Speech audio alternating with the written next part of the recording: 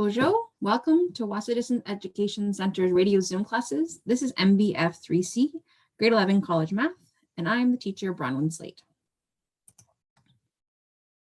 If you'd like to participate live, you can call the Wahsa studio at 1-800-465-7144 or 737-4017. You can call the radio at you can listen on the radio at 91.9 FM or on the television at Bell Express U channel 972. You're always welcome to join me live through Zoom, and the link is available from me, your teacher, and also your DEC.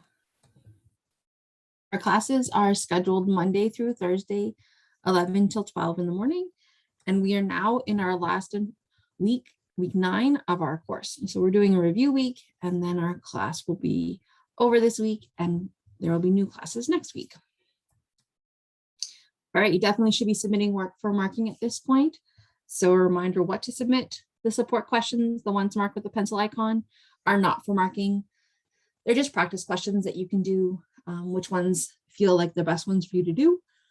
If you're understanding a concept, please feel free to skip questions. If you need more practice, let me know and I can get you more practice.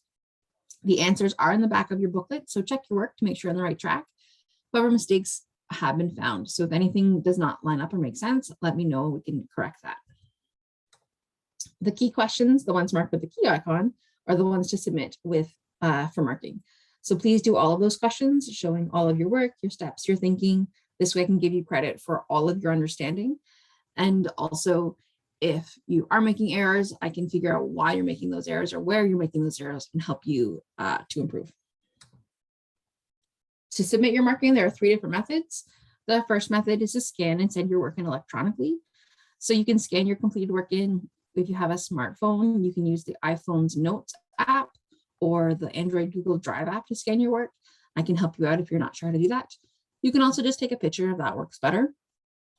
Then send it to either through email to studentwork@nnec.on.ca and then CC it to me, bronwyn.slate@nnec.on.ca, or you can send it through Facebook Messenger to bslateWahsa. The second method is to drop your work off in Sioux Lookout. We have an outdoor mailbox at 74 Front Street at our side entrance. We're the big red building next to the post office, and there's a small white mailbox next to our side door. The third method is to hand your work into your DEC. Your DEC can then send your work through the Express or fax it to 877-371-1732 or toll-free fax to 1-800-463-7852. If you have any questions or concerns, please contact me. This is why I'm here. My email address is bronwyn.slate@nnec.on.ca. My Facebook is bslateWahsa. You can call and leave a message for me at the main office. We continue to work remotely, so leaving a message there means that I can give you a call back. The number is 807-737-1488 or toll free 1-800-667-3703. My office hours currently are Monday through Friday, 8 a.m. to 2 p.m., but next week they will change to 9 to 4. If you'd like to connect with me on social media, my Facebook and YouTube are both under the name bslateWahsa. So you can friend me on Facebook and subscribe to my YouTube channel. And then you'll get notifications every time I upload one of our classes. Excuse me, I have the yawns today. I don't know why. So after we air our radio Zoom classes every day, I upload them onto YouTube in the afternoon. And there's also short videos explaining common errors and confusing concepts. So if there's something that you're struggling with that isn't actually directly in our course, that could be a place where there might be something that could be useful to understand a sort of a building block concept. Or I go into more detail about some of the things that we do study in our course, but just sort of little snippets. So like 2-minute videos up to like 10 or 15-minute videos on one particular topic, and that can be helpful. Math is an incredibly visual subject, so connecting to the videos is going to set you up for the most success. So either joining me live through Zoom and even just watching and not asking questions or having your video on is totally fine, or watching the replays on YouTube are really going to help you understand what I'm talking about and how things work. If you can't get to the Zoom or watch the YouTube videos because you don't have reliable internet or you just don't have access, let me know and I can send you a USB key with all of our videos on it. All right, as I said, in our last week, week 9, we're on day 32 of our course. And this week is a review week. So today we're going to review Unit 1. And then for the 3 days this week, we're going to review the other 3 units. So each day will be focused specifically on one of the units. And just to recap, of course, you have access to all of the videos on YouTube if you'd like to go into further detail on any of them, but this is just going to give you a general overview of the 5 lessons in Unit 1 today. And then we're going to do some questions a little bit to just help us consolidate all that understanding. But first, of course, we're going to activate our brain and do some mental math. So we know, hopefully by this time you've been paying attention and you know that I'm not a fan of the math minutes, where many students in elementary school are really stressed out and sitting in desks and with a pencil and a paper in front of them trying to remember, regurgitate math facts that either clicked or didn't click and didn't really strengthen their comfort or understanding of numbers. So instead of doing that, we focus on strategies that we can use in various situations that are really dependent upon our own comfort with those numbers. And hopefully we get more and more comfortable using these strategies and getting comfortable with numbers that are familiar and friendly so that we can do arithmetic either mentally or by hand. Either way is fine, but just so that we're a little bit more confident with our skills. So today's question is 17 plus 24, and we're going to use a strategy that's called compensation. So these are not friendly numbers to me, but when I see 7, I know that if I add 3 to 7, that's going to give me 10. So if I see 17, I know that if I add 3 to 17, that's going to be 20. And that's going to be an easier thing for me to add overall. 20 is a friendlier number for me. So with compensation, if I'm adding 3 to this side, I'm going to take that 3 away. And this is often how I do it mentally when I'm doing math, is that I move little bits around of my number to make it easier. So I'm going to take those 3 away from here and add them over here to my 17 and then combine those 2 numbers. So if I add my 3 to 17, I get 20. And if I take 3 away from 24, I have 21. So now 20 plus 21, I find easily to see is 41. That's a lot easier for me than seeing 17 plus 24 is equal to 41. Though it's the same because I just shifted over, or I compensated. That's where the compensation comes from. I compensated 3 from one number to the other number. All right, so we're going to talk about the final assessment and what to expect before we dive into Unit 1. And we're going to do this every day this week, just so that you really are comfortable with what's coming up for your final assignment. So I know that I've talked about your final assessment being an exam throughout the course, just sort of mentioning it as we go, but it's not actually going to be an exam. With COVID-19, many learning centers are closed and it's not possible for students to gather and be supervised. And with an exam, you need to be supervised while you're writing that test. So instead, you're going to have a culminating assignment, which is just another little project or assignment that you can do that doesn't have to be supervised. And it's okay to talk to other people or look up things because it's sort of formatted slightly differently than an exam. So it still will cover all of the 20 lessons from our course. So it's not just one little bit, it covers all of them. And it's open book. So that means that you have access to your assignments, to your work that you handed in, and then I return back to you with comments on. You have access to all of the YouTube videos that I've uploaded that go through our lessons. You have access to your IEL booklet, so the instructions that are in your IEL booklet. You have access to Desmos to use the graphing calculator or the scientific calculator or any of the virtual manipulatives that we've used, or of course, anything else that you want access to. You can talk to people. You can search things up on the internet if that is helpful. So it's open book. So you have access to all the information that you want in the world. That is totally fine. But that just changes things slightly. It's also not timed. So exams are, you have 2 hours to complete it usually, But with culminating, that's not how it works. So it's not timed, but there will be a deadline. So when you connect with me saying that you're ready for it, and I get it back to you, it will be like, oh, you have a week or 2 weeks or something to get it done, depending on when you hand it in. If you're right at the end of May and the beginning of June, where we're trying to wrap everything up, you might not have as long as then if you do it mid-April or the beginning of May. So, but you have a chunk of time. We'll discuss that and confirm that before, so that you really know how long you have.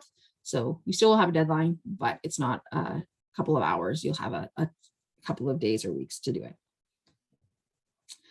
Structure will likely be unfamiliar, is how I phrase this. So it won't be a test. It won't be do this question, this question, because if you have access to all of these tools, then you can just look them up and they don't really show me your learning. And the point of a culminating assignment is to show your learning.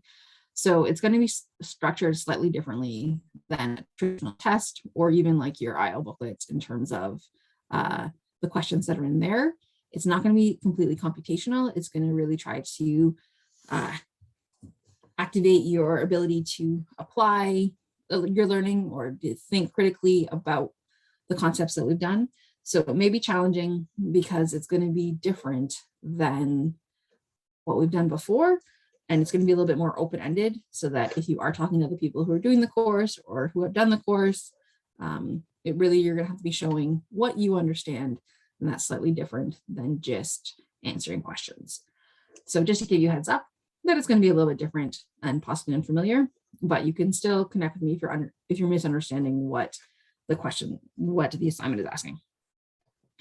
All right, so let's dive into the review of the actual lessons. So we're going to do all 5 lessons, starting with lesson 1, which was transformations of quadratic functions. And we're going to go over what was in that lesson and then do some practice. So in lesson 1, we talked about the parent function of quadratics, so y equals x squared, and in the general form being y equals a times x minus h quantity squared plus k. And for the parent function, we have our, it's a parabola. For quadratics are a parabola, so this curve, this sort of U shape or V shape graph. And for the parent function, our a is equal to 1, our h is equal to 0, and our k is equal to 0. So that's how we get y equals x squared, is because those other things sort of disappear because they're not being modified, they're not being changed. And then all of our other parabolas, those are a, h, and k change, have different values, and that affects our parent function, that changes our parent function in different ways. So looking at k first, so we have in this visual, so the red is our parent function, our y equals x squared, and our k, when we changed our k, so we've added, so our a is still 1, our h is still 0, we've changed our k to 4, so we can see that our whole parabola has been shifted up 4 units. So you can see our vertex, which on our parent function is 0, 0, but now our vertex is 0, 4 because we've shifted up. So all of our points have been shifted up. So another example here, still red is our parent function. And now our whole parabola we can see has been shifted down. So our vertex is now at 0, -7. And so our k value is -7. So this function is y equals x squared minus 7. So with k, our k is our vertical shift. So a positive k shifts our whole parabola up by the same amount, and a negative k shifts our whole parabola down by that amount. Right, h. So when we look at h, I've changed the h in this parabola. So again, red is our parent function, and this green function, we've moved over to the right 2 units. So now our vertex is at 2, 0, opposed to 0, 0, and all of our points have been moved over 2 spots. So our h is +2. We've moved over to the +2.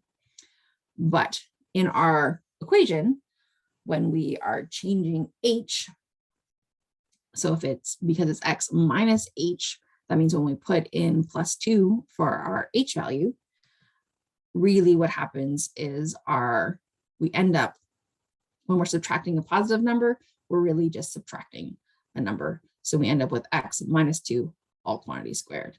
There's some videos about this on my YouTube channel about using integers, which can help you figure out why. We went into lots of detail about how this worked in our original lesson, so we don't have time to go into it too much, but just a reminder that with h, if your h is positive, then it looks negative in your equation. All right, so then another example here, we have an orange parabola that has been shifted to the left 6 units. So our vertex is -6, 0, and all of our points have been shifted over 6 units. And so here our h is negative, which when we substitute into our equation, we end up having subtracting a negative, which means that we're adding, we have x plus 6 all squared. So h is a horizontal shift, and a negative h shifts to, so when it,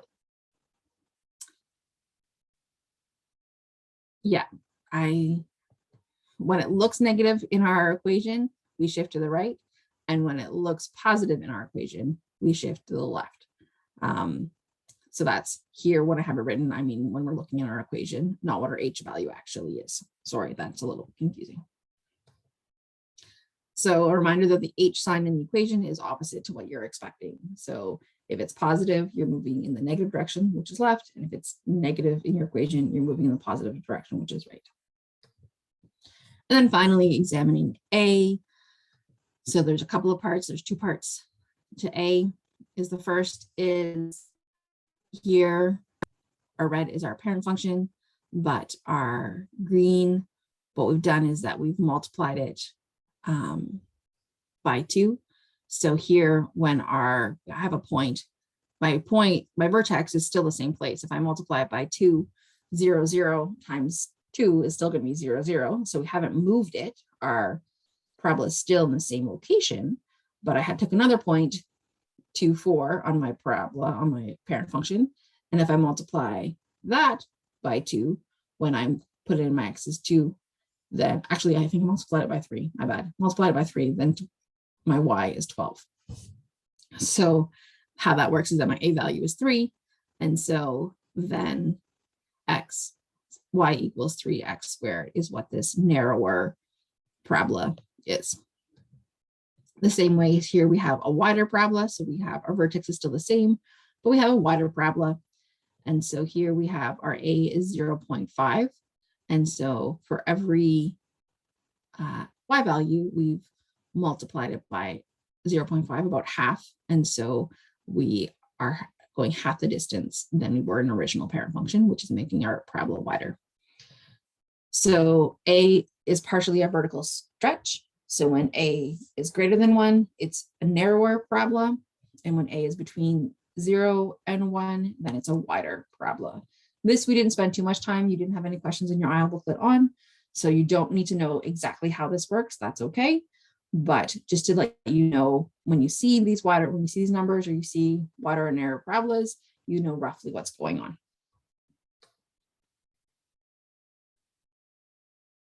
That would have been useful earlier. Okay, so then the part 2 about A is that here, so for our first example, A still is relevant. So we can see that I've shifted, not only we can see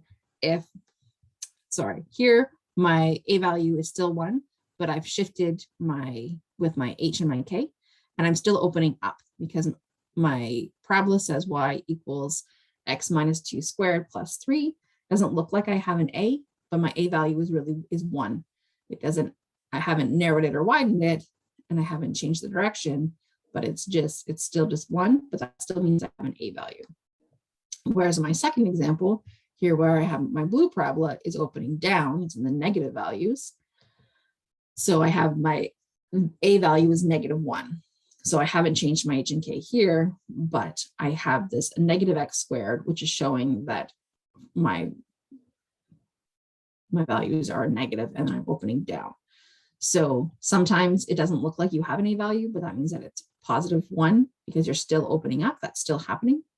Or if it's opening down, it's -1. So both A is both the opening direction. So it's open or up or down. And also if it's wider or narrower, and that can be confusing. So A is called a vertical reflection as well. And a positive A means that it opens up and a negative A opens down, but it can still be a higher value than 1, or it can be a fraction or decimal value. And so both those things apply. All right, so let's look at a practice question. So identify the A, H, and K values, then graph the parabolas. So for my first part, y equals 2x minus 3 squared minus 4. So I'm looking for my A, H, and K, and you can do them in any order. So you can pick whichever one is easier. So K is -4. So I'm moving down 4 units. H looks like it's -3 in my equation. So that means that it's actually +3. So that means that I'm moving right 3 units. And A equals +2. So that means that it opens up and is narrower. We're just sketching this, so it's okay that it's not exactly. So if my parent function looks kind of like this. So starting at the vertex is at 0, 0, opening up, that's y equals x squared.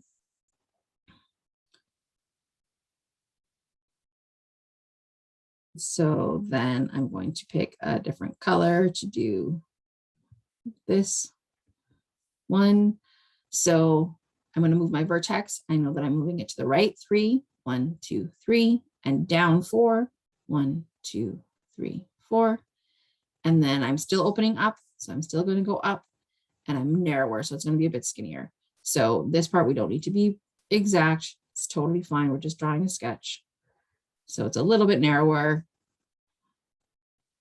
And this is y equals 2x minus 3 squared minus 4. And that's that one. All right, so B, let's do another example. Let me just change my color. So here we're looking for A, H, and K. So my K is +1. So that means that I'm moving up.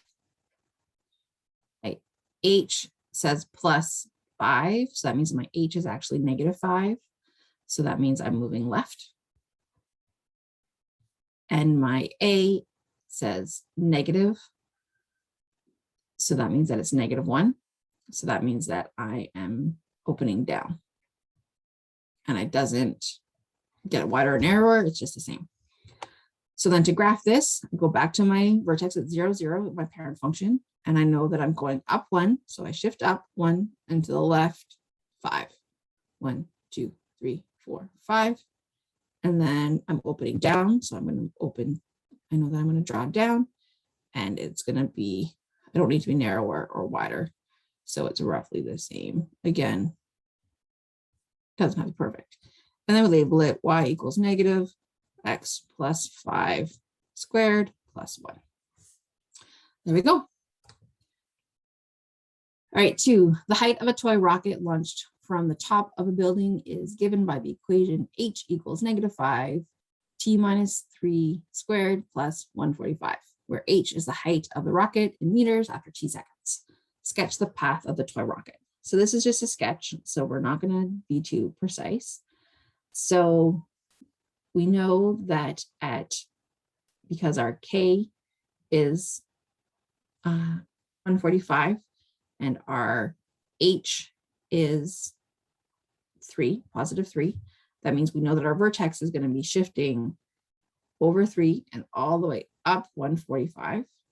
And then our A is -5, so we know it's going to be narrow and opening down. So something like that. So, which makes sense. We're just shooting into a rocket. It's going to go up a little bit and then it's going to come all the way down. So part B, what is the maximum height of the rocket? So how high does it go? Well, the highest that it goes is 145 meters. And when does that occur? Well, that happens at 3 seconds. What is the initial height of the rocket? So when our time is 0, how we would figure that out is we put in time for 0. So h equals -5 times 0 minus 3 squared plus 145. And so then calculate that. I'm going to have to go through a little bit faster just because this is taking me longer than I expected. So I'm not actually going to calculate that, but you calculate that and that would figure out your initial height. So when t equals 0. And what is the height of the rocket after 7 seconds? So when t equals 7. So again, you would put in your equation, -5 times 7 minus 3 squared plus 145. And you would calculate that to figure out what the height would be after 7 seconds. Okay, so lesson 2. Lesson 1 and 2 were both double lessons and we're really jam-packed. So there's a lot to cover and I want to make sure that we get through our entire unit. So we're multiplying binomials, whereas expanding. So we have the option of using algebra tiles or the box method or FOIL, which is what you use in our IL booklet, though I didn't talk about it too much in our lessons. So if you need a refresher on those, go back to our other videos and use them. We're going to do some examples in a minute. And then also with factoring, we have the option of using the tiles. So this is when we have a trinomial and we're trying to figure out what are the two numbers that factor, what are the two binomials that factor, that are factors that multiply to be this number. So you could use algebra tiles, which was tricky, but you could totally do it. Or you could do the following steps, which we'll talk through. So we would common factor first. So here for this example, my example is 3y squared plus 15y minus 72. So what are the two binomials that multiply to that? So we common factor first, which means that we factor out a, which is equal to 3. So if we factor out 3, that means that what is the value of, what do we multiply by 3 to get these numbers? So 3 we factor out, which leaves us with y squared plus 5y minus 24. Then we remember that we need to still have our 3 because we factored it out. Then we have this double set of brackets because we're looking for two binomials. And our squared term goes in the first because the only way we can get y squared is by doing y times y. And we're trying to figure out what are numbers that go in our second spot of our binomials. So we're trying to say what two numbers multiply to be our constant, which in this case is -24. And to figure that out, we find all of our factor pairs. So what are the two numbers that multiply to that? And we list them all down. So we have 1 times -24, -1 times 24, 2 times -12, -2 times 12, 3 times -8, -3 times 8, 4 times -6, and -4 times 6. So those are all of our factor pairs. And then we need to figure out which of our factor pairs add up to be our middle coefficient. So our middle number, which in this case is +5. So out of all of these, you have to figure out, if you add them together, what do you get?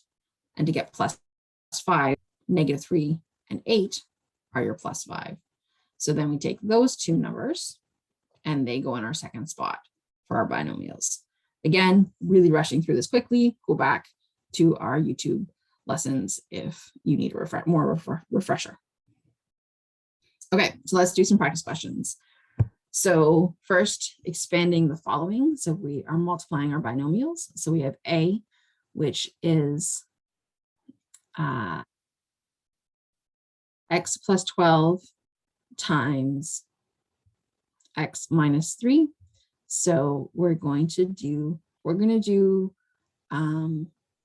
show you the FOIL method, which is what they use in the booklet. I don't think they called the booklet, but they just use arrows and multiply the terms. So the first term times the first term. So x times x is x squared. And then the first times the second, which is the outside, which is -3 times x, so -3x. And then the inside. So the second term of the, so plus 12 times x, which is plus 12x. And then the last two terms, plus 12 times -3, which is -36. So x, then we're going to simplify this, x squared. There's no other terms that are square terms, so that's just x squared minus 3x plus 12x. So those are like terms, common terms, so we're going to add them together. So -3x plus 12x is going to be positive 9x. And then -36, there's nothing else like other like terms, so that's just -36. All right, so then we're done. That's expanding. We're all done. We can't combine anything else. We're good to go. So our next question is 4 times n minus 5 times n minus 8. So we have this number on the outside. So I'm going to use the box method, and we're going to have to do it twice. So we're going to do 4 times n minus 5 first. So 4 times n minus 5. So 4 times n is 4n, and 4 times minus 5 is -20. So our first part is multiplying that. So now we have 4n minus 20, and that's in brackets, times n minus 8. And then I want to do the box method again and do 4n minus 20 times n minus 8. And again, put it in a box and organize my information. So now I have 4n times n, which is 4n squared, 4n times -8, which is -32n, -20 times n, which is -20n, and -20 times -8, which is positive 160. Negative times negative equals positive. So then I take all of those inside my box and I write them out in my equation. So I have 4n squared minus 32n minus 20n plus 160. And now we combine like terms. So 4n squared, there's no other like terms. Minus 32n minus 20n is going to be minus 52n. And then plus 160 because there's no other like terms like 160. And that's how you expand. All right, so now we're going to factor the following. We have 2 examples. So number 4, we're going to factor. So x squared plus 5x plus 6. So first we see, do we need to common factor? No, a is equal to 1. So no common factoring needed. So then we have our 2 sets of brackets. And x goes in the first spot of our 2 brackets because x times x gives us x squared. Now we need to think of what times to be positive 6 and then adds to be positive 5. So times to be positive 6, we think of what our factor pairs are. And this you don't have to write all out. You can just do it in your head if you know. But you can also write it out so that I can see what you're doing, which means that if you're making mistakes, then I understand. So factor pairs of 6 are 1 and 6, -1 and -6, 2 and 3, -2 and -3. And that's all of our factor pairs. So then which ones of those add up to be positive 5? Well, 1 plus 6 is 7. So no, 2 plus 3 equals positive 5.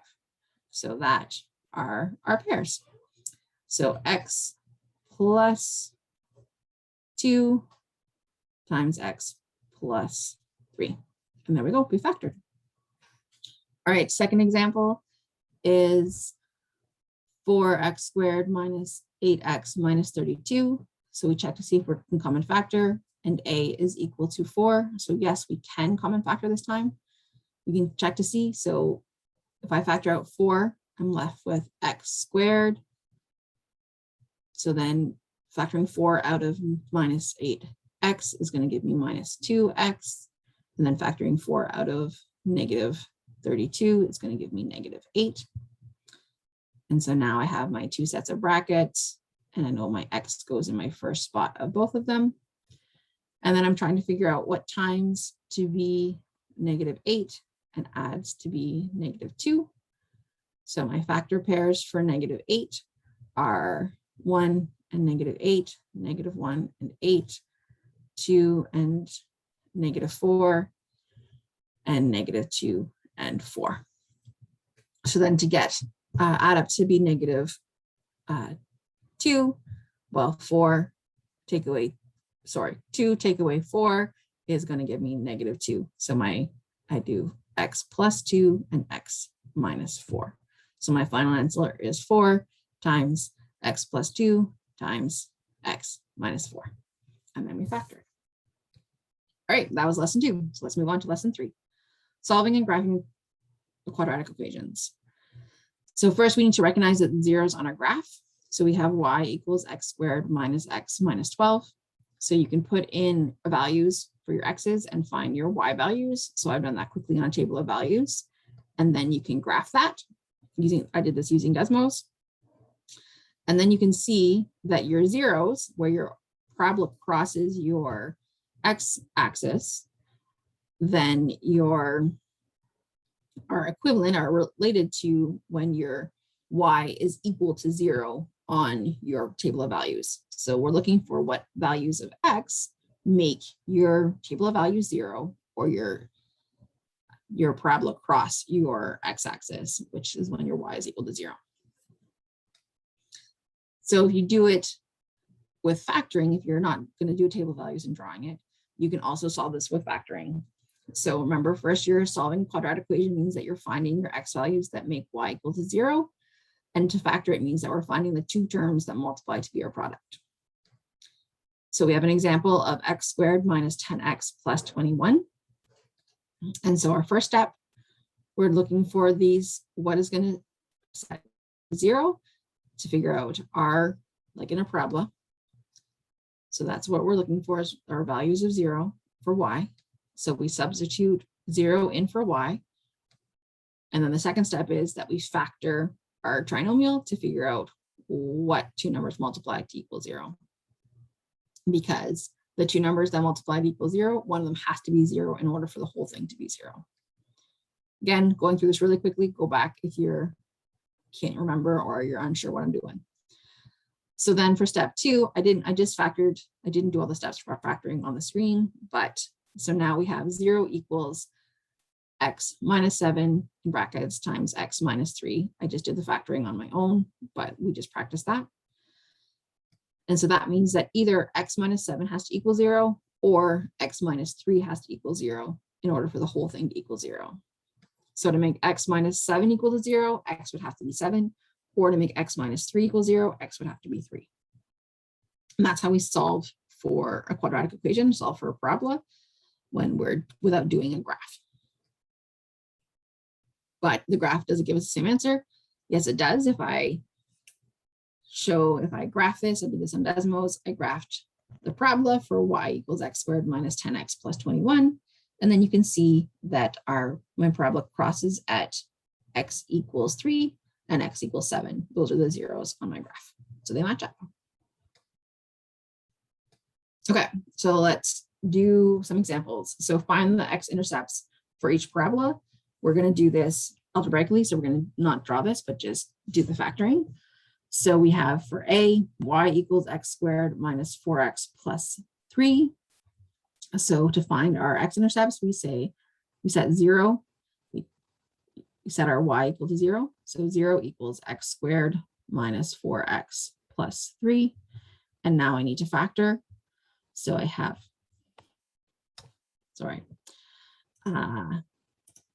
0 is equal to, I have my double set of brackets because I'm factoring. So x in my first place. Then I'm going to say, okay, what are two numbers that multiply to be 3 and add to be 4, -4? Well, to multiply to be 3, my factor pairs, my only options are 1 and 3, or -1 and -3. And to add up to be -4, I need -1 and -3. So it's really important to know what what your sign is on your middle term so that you pick the right one so that you know that you're having negatives. So now that means that either x minus 1 equals 0 or x minus 3 equals 0. So the only way that x minus 1 equals 0 is when x is equal to 1. And the only way that x minus 3 equals 0 is when x equals 3. So those are my x-intercepts. So I could, in theory, draw it now because I know what my x-intercepts are. All right, part B, we have -7 equals 5x squared minus 10x minus 21. So here we don't have a y, so we can't just set it equal to 0.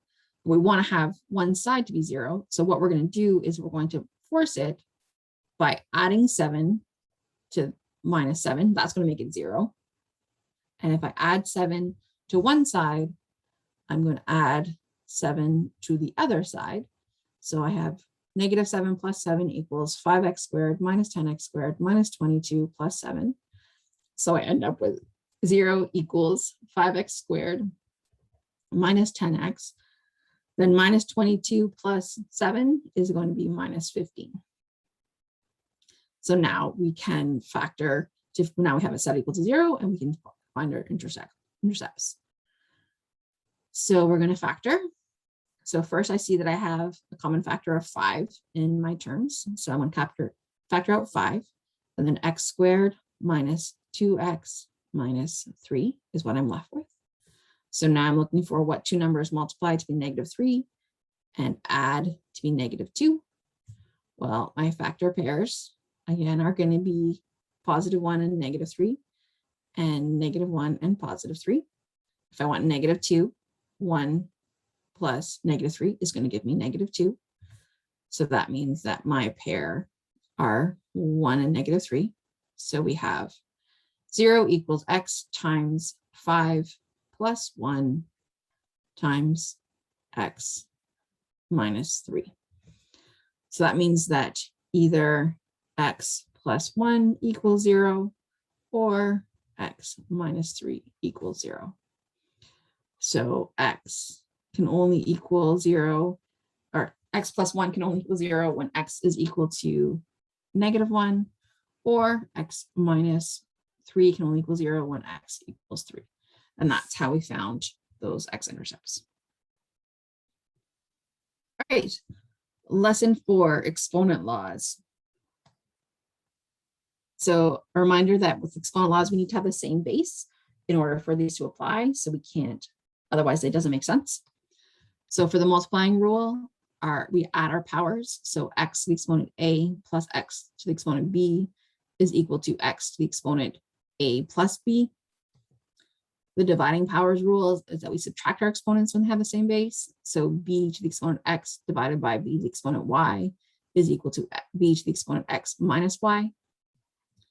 Power to a power rule is that we multiply our exponents. So t to the exponent n all to the exponent p is equal to t to the exponent n times p. The zero exponent rule is that anything with an exponent of 0 equals 1. So t to the exponent 0 equals 1. Doesn't matter what t is, anything to the exponent 0 is equal to 1. And a negative exponent rule is that a negative exponent equals the reciprocal of the base. So in other words, 1 over the base. So that means that a to the exponent -b is equal to 1 over a to the exponent b. Or if you already have a fraction, x over y all to the exponent -z is equal to y over x to the exponent +z.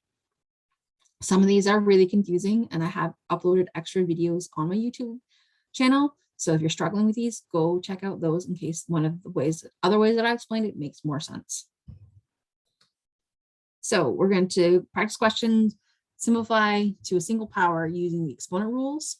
So A, we have 5 to the exponent 20 divided by 5 to the exponent 12. So the exponent rule is to subtract because we're dividing. So 5 to the exponent 20 take away 12 is equal to 5 to the exponent 8. B, and that's all you do. We're done. We just need to get a single power.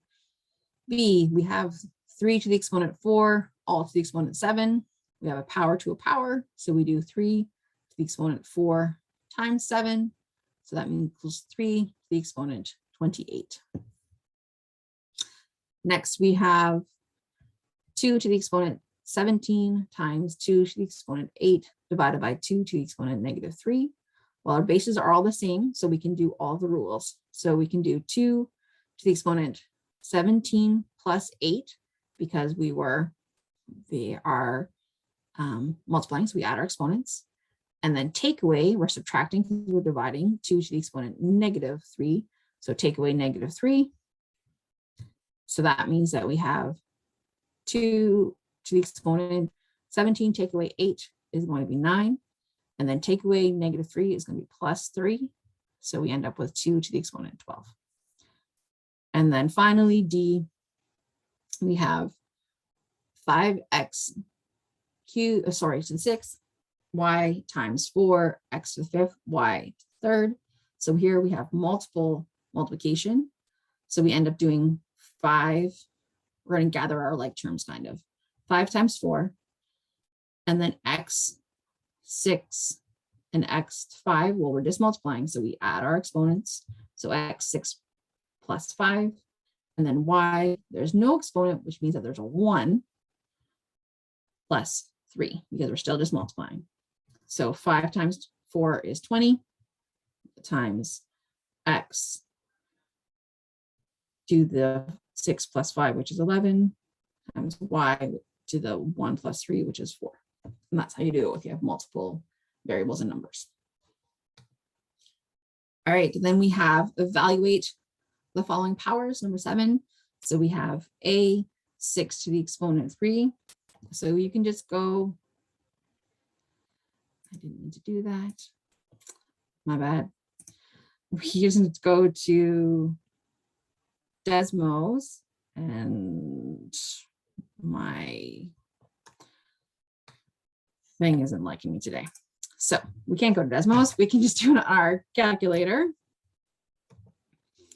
And we do 6 to the exponent on your calculator 3, and then it can give you the answer, which is 216. And then 11 to the exponent 0, any number to the exponent 0 is always 1. So I'm good to go. C, 4 to the exponent -2, and this says to express it as a fraction, so you can't just put it into your calculator. Well, I know that a negative exponent means 1 over my base, so it's 1 over 4 to the exponent 2. I know that 4 squared is 16, so it's going to be 1 over 16. And this one, we can't actually find the powers. That's a mistake. I shouldn't have that there. I should delete that. All right, lesson 5, we can hopefully get through it really quickly. We have just a few more minutes left. Simple exponential equations. So solving simple exponential equations, we have y equals ab to the x, where b is our base. It has to be any positive number except for 1. And a is our scalar, so it's any non-zero number. So when b is greater than 1, this is exponential growth. So we're going from very, very small to very, very big really quickly. If b is between 0 and 1, we have exponential decay. So we're going from big to small quickly. When a is equal to 1, all of our exponential graphs will go through the point 0, 1. So everything, because whenever b, no matter what our base is to the exponent 0, it's always going to equal 1. And there's never any x-intercept because y can never equal 0. There's no way that we can have an exponent of a number and it to equal 0. So we just have an asymptote where it gets closer and closer and closer to 0, but never actually touches. So then we also talked about doubling time and half-lives. So doubling time is the time that it takes for a quantity to double in size. And so this was with p equals p0 times 2 to the exponent t over d, where p is the final quantity, p0 is the initial quantity, t is the time, d is the doubling time, so how long it takes to double, and the base is 2 for representing for doubling. And then half-lives is the time it takes for a quantity to decay to half its original amount.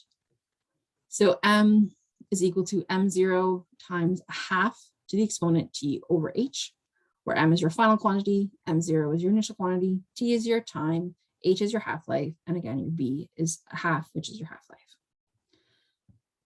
So here in practice question number 8, choose the graph from the grid that best represents each relation in the list below. Write your choice beside each equation in the list. So we have a graph of 4 different exponential graphs, and then we have 4 examples. So we have y equals 0.8 exponent x. Well, because it's between 0 and 1, we know it's going to decay. So it's going to start from big and get smaller. So it's either A or B that start from big and then get smaller. And so we know that's going to decay. That's our first thing that we can figure out. So then let's just figure out which ones are decaying, which ones are growing. So y equals 5x. Well, we know that it's positive, it's greater than 1, so that means it's growing. It's growth, so that's going to be either C or D. Y equals 1.75 x to exponent x. So this looks like it's a decimal, but it's greater than 1. It's 1.75, not 0.75, so that's still going to be growth. And y equals 0.02 to exponent x. Well, that's between 0 and 1, so that's going to be decay. So that helps us figure out which ones are our options. Let's do the growth first because they're easier for me to visualize. So 5x to exponent x means that we're growing really, really fast. So that means that that's going to be C, because C is growing much more, it's going faster than D.